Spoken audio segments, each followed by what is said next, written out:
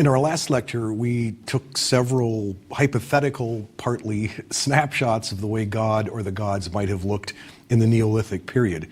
And we traced some human conceptions of God up to the time of the agricultural revolution. This time we want to pick up the story from where we left off last time, looking at what happens when sky gods begin to challenge the power or authority of the goddess. Both as a result of the agricultural revolution and of those Indo-European and Semitic invasions we looked at in lecture 16. This time we'll be looking at it from the point of view of God rather than the point of view of the goddess. We've already cited Mircea Eliade several times in his contention that the supreme beings of most early peoples had connection with the sky. This is from his book Patterns of Comparative Religion, and this is what he says on that issue. The sky of its very nature as a starry vault and atmospheric region has a wealth of mythological and religious significance. Height, being on high, infinite space, all of these are hierophanies of what is transcendent, what is supremely sacred. A hierophany is a physical manifestation of something which is sacred or holy. He goes on to say, atmospheric and meteorological life appears to be an unending myth, and the supreme beings of primitive races, as well as the great gods of the earliest civilizations of history, all display a connection, sometimes more, sometimes less organic, with the sky, the air, and meteorological happening. The sky gods, as Eliade goes on to point out, usually in most religions get replaced by other forces, by fertility spirits, say. Because the sky's transcendence, its passivity, its remoteness, it makes it difficult to contemplate on a day-to-day way. And so most of the time, sky gods give way to more imminent fertility spirits. In some places, like India, for example, those original sky gods simply become philosophical or theological abstractions, while more anthropomorphic gods, more concerned with everyday life, become the focus of myth and ritual and cult. We remember in Greece, for example, Uranos was the first sky god, but then he pretty much disappears, leaving behind only an account of how everything started. Except for lying on Gaia, breeding children in her, and then being emasculated by his son Cronus, he has no myths, he has no images. He recedes into remoteness. Later, a new sky god, Zeus, will take his place as the active deity in the pantheon. And Zeus was never called a creator god. He was rather the wielder of the thunderbolt. He was associated with rain, with storms, and fertility rather than creation. As we noted in the last lecture, this is a common pattern. The original sky god gives over his importance to fertility gods, whose job is to fertilize the goddess to assure abundant crops and livestock. Still, Eliade, again, says the sky never entirely loses its significance. Even when cult and ritual focuses on more imminent gods, the sky god is still out there, still thought of as supreme in some way. Usually he's still thought of as a creator god, and in very dire circumstances, people might still call upon him and ask him for help. And the very idea of a creator god in the sky can tease people out of thought with ideas of vastness and inaccessibility and remoteness. Many people must have had their first experience with the idea of transcendence by looking at the sky, the way we all did as children, lying on our backs, looking up at the clouds as they drift by, and watching and trying to imagine what words like eternity or infinite might mean. Most early peoples needed to worship a goddess and a male consort, fertility gods, since survival depended on that. But the human fascination with something beyond the physical was always available, and that impulse toward the transcendent didn't go away just because we had to focus on vegetation gods and goddesses in order to keep alive. It's not surprising, then, that one of the motifs of creation stories, and we looked at this back in the first unit, is the separation of earth and sky. We encountered that motif once in lecture 3, where we saw Shu separating his children, Geb the earth and Nut the sky, from each other's embrace. In lecture 6, we had much the same myth in the separation of Rangi, heaven, and Papa the earth, in a myth from Maori of New Zealand. The Greek myth of Uranos and Gaia, which we've looked at a number of times, is also in this category, as is the Chinese myth of Panku, who we remember spends 18,000 years pushing the heaven and the earth apart. Most often, as we've mentioned, the separation is caused by children who want a space to grow and develop. One theme of this kind of creation story, back from Unit 1, is the theme of differentiation. The primal unity of the sky and earth makes them together virtually androgynous and essentially static. The separation of earth and sky allows differentiation, and it's on differentiation that creation depends. Leeming and Page say that the separation of world parents achieves duality, provides the two sticks necessary for the friction that can cause fire. The same motif occurs in an Indian myth from the Minyong of northeast India.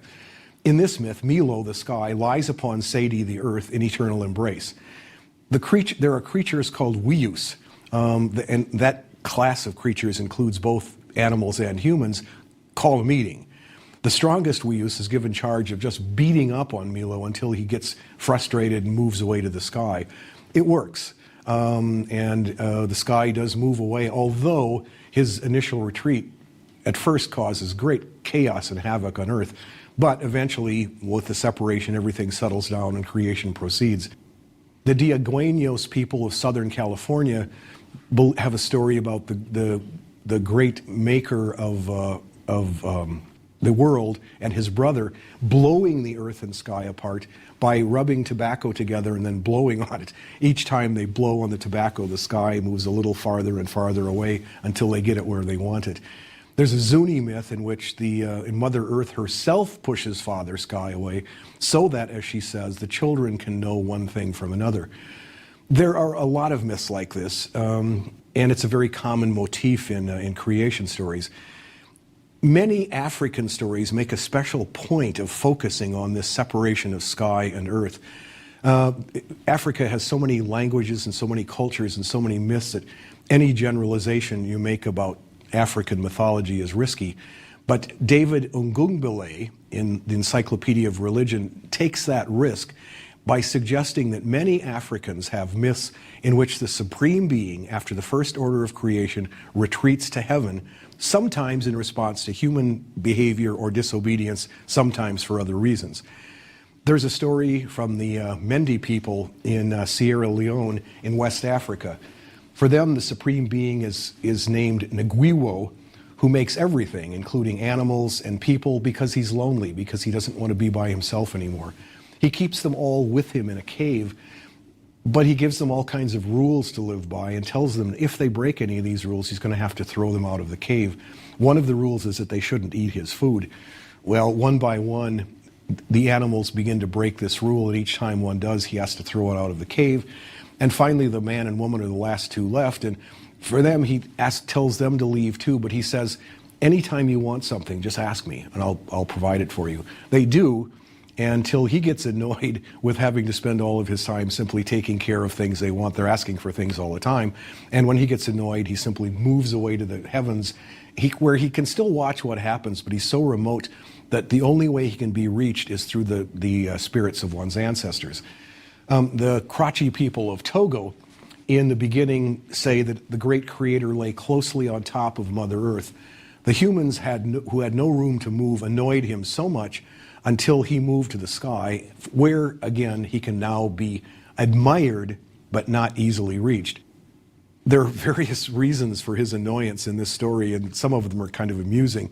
In one, an old woman every day makes fufu out of yams, and she keeps bumping into the sky with her pestle because he's so close by. And then every time she makes a cooking fire, the smoke burns his eyes, and eventually he gets tired of this and he just moves away. In one version of the story, the sky is so close that humans use it to dry their hands on. When their hands get dirty, they use the sky as a towel, and that irritates him, and he moves away. There's another one in which an old woman each day cuts out a part of the sky and puts in her soup, and she's noted for her great soup. Anyway, he leaves in a huff again here, never to return. The Baratsi people have a creator who initially lives on Earth with his wife. One of their children is named Kamonu, and he's a troublemaker from the very outset. Nyambi, the creator god, eventually banishes him for a while. His specific error or fault was that he killed an antelope, which Nyambi tells him was his brother. After a while, Nyambi allows Kamonu to return and gives him a garden to cultivate, but whenever any animal gets into the garden, Kamonu kills them, and so eventually his father gets annoyed with him again. When a series of bad things happen to Kamonu, he goes to his father and says he wants some magic to make sure that he can make these bad things stop happening.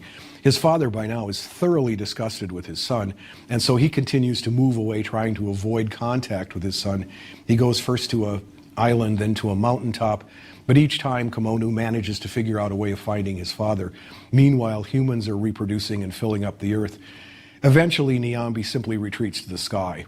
And when he goes there, we're told he climbs up on a spider's web and then puts the eyes of the spider out so the spider can't find its way back. He is presumably now remote and safe.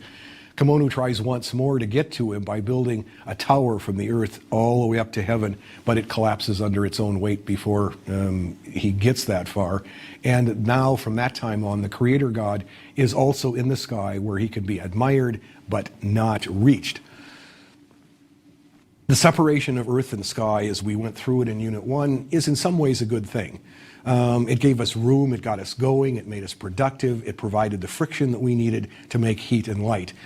But it's also ambiguous in its consequences. We've noted some of those ambiguities along the way. In another African story, when the sky still lives on top of the earth, humans didn't have to grow their own food. They simply would tear off a piece of the sky and eat it every day. When the sky retreats, this golden age is over and we have to work for our food from here on. And as we've noted in Unit 1, that separation means that now, once that separation occurs, we are all fragments of some primeval unity, and that means we're all destined for death, which is our only chance to re-achieve that primal stasis out of which we all came. In one version of the story of Ngwiwo of the Mendi people, Ngwiwo sends from the sky two messengers, a dog and a toad, with different messages. The dog is supposed to tell people that they won't die, they'll live forever. The toad is supposed to tell them that they will die. What happens is the dog stops to eat scraps along the way and takes a long time to get there. The toad just keeps on going and gets there first, and according to story, that's why people die. The retreat of the sky god left the world to the goddess and her consort, as we talked about in the last lectures. But by retreating, the sky god doesn't lose all of his power and mystery. He can still use the sun as his all-seeing eye, so he can be omniscient and supremely powerful, even in his remoteness from human life and concerns. Meanwhile, the earth becomes the precinct of the goddess and her consort, and they are worshipped by people whose most important concerns are fertility of the land and animals. These are all internal developments as we understand them, and whatever was going to happen along the lines of these internal developments didn't happen because of those invasions in parts of Asia and much of Europe and the Middle East that we talked about in Lecture 16. We won't repeat all of that, but just to remind you that in the Iron Age, these invasions ended what was left of the goddess's hegemony. The invaders were nomads from the Syro-Arabian desert and the steppes of Russia, and they defeated and absorbed cultures that were many centuries old. The Indo-Europeans went to Greece and Anatolia and parts of Mesopotamia, as well as Persia and India. We call those invaders into India Aryans, but Aryans are simply a branch of the Indo-European language family. Sanskrit is an Indo-European language, so that they're all part of that larger Indo-European invasion. Semitic invaders took over Canaan and Mesopotamia. The invaders had technological advantages that made them unstoppable. They had iron weapons, they had the war chariot, they had domesticated the camel and the horse. And as we mentioned last time, they also brought with them sky gods or weather gods who were also fierce warriors. And they would use their warrior skills to defeat the power of those who had once been their mates, the goddesses. The myth that once again shows this most clearly is the Babylonian Enuma Elish, in which Marduk kills his great-great-great-grandmother Tiamat. She had been, remember, the creatrix. She had created the universe out of herself in a birthing process. Marduk creates it out of her body as something separate from himself in a way that it couldn't be for her. About this myth, Baring and Cashford say this: all of the myths of the Iron Age in which a sky or sun god or hero conquers a great serpent or dragon can be traced to this Babylonian epic in which humanity was created from the blood of a sacrifice god and no longer from the womb of a primordial goddess. Marduk, we remember, in the process of doing this, becomes king of the gods, and creation is something that he makes apart from himself. Marduk, therefore, is the first in a series of sky gods to defeat and destroy the mother goddess, and then to take her place as the creator of life, including the creation of the first humans. In the older pattern, we remember the goddess would sacrifice her son, Dumuzi or Osiris or Adonis or Attis, to guarantee fertility. Here the son sacrifices his mother, and the mother herself becomes a death-dealing dragon. She becomes a monster who has to be destroyed for creation to occur. In a metaphoric way, as we've said, the son becomes the father and the mother becomes the child in this total inversion of process. The same story gets told in India, where there's a warrior sky god named Indra who has his fight with a dragon, Vritra, and with the dragon's mother. Vritra is like Tiamat, a water monster, although he's male rather than female. What he does, though, is he swallows up all the water of the earth, or in other versions, he gathers all the storm clouds, the great herds of storm clouds together, and locks them up so that they are imprisoned and they can't release their rain. Indra, like Marduk, takes on this monster. In the Indian version, Indra fortifies himself with barrels, with gallons and gallons of something called soma, which is a kind of hallucinogenic drink that was used in sacrifices. And then he takes the thunderbolt, which he had taken away from his father when he killed his father, and this should sound familiar by now, and then has a fierce battle with Vritra, in which he is aided by the hymns of priests and the sacrifices of humans. He kills the dragon, and then he kills the dragon's mother. Once this happens, the cloud cattle are released and it begins to rain. It's possible that this ceremony, this ritual, was reenacted every autumn in time for the rainy season to encourage the rains to come, to release those cloud cattle one more time. But the point is here that, like Marduk, Indra becomes the lord of the thunderbolt, a rain god, a god of fertility. Once he is established, like Marduk, he creates or recreates the universe. He measures out space with the sun. He builds a universe like a house, setting up the four corner posts of heaven and then thatching its roof with the sky. He sets the sun on its course, and he creates the seasons, the months, day and night, and time. In a comparable Indian story, the great god Shiva conquers the river goddess Ganga, and once he's conquered her, and he tames her into the Ganges, a useful and obedient river. Myths like these come from all over the world, in which sky gods defeat some remnant of the goddess, who's then usually turned into a monster of some sort. The Chimera is killed by Bellerophon. The Gorgon Medusa is beheaded by Perseus. Zeus kills Typhaon, a monster with 100 serpent heads, who is the son of Gaia herself, and Apollo becomes the Delphic oracle by killing the dragon of earth. There are even memories of this kind of struggle between a creator god and some kind of monster in the Old Testament, even though those memories were suppressed in the two creation accounts that we looked at in Lecture 5. There are references all over the Old Testament to a kind of Yahweh Tiamat kind of fight which stands behind so much of creation. Psalm 74, for example, says, "Thou didst divide the sea by thy strength. Thou breakest the heads of the dragons in the waters. Thou breakest the heads of the Leviathan in pieces, and gavest him to be meat to the people inhabiting the wilderness." Isaiah 27 says, "In that day the Lord with his sore and great strong sword shall punish Leviathan, the piercing serpent, even Leviathan, that crooked serpent, and he shall slay the dragon that is in the sea." So even the Old Testament remembers back there somewhere there's this kind of battle between the creator God and some monster. So one of the ways that you can deal with the goddess is simply to turn her into a monster a dragon, a leviathan, something who has to then be destroyed. Other myths handle the goddess problem in a different way, by turning the goddess into a femme fatale, into a temptress, who lures men out of the sunlight of reason into her mysterious darkness. Pandora is an example of this. Eve is an example of this. Ishtar with Gilgamesh, whom we'll get to in our next unit, is another example.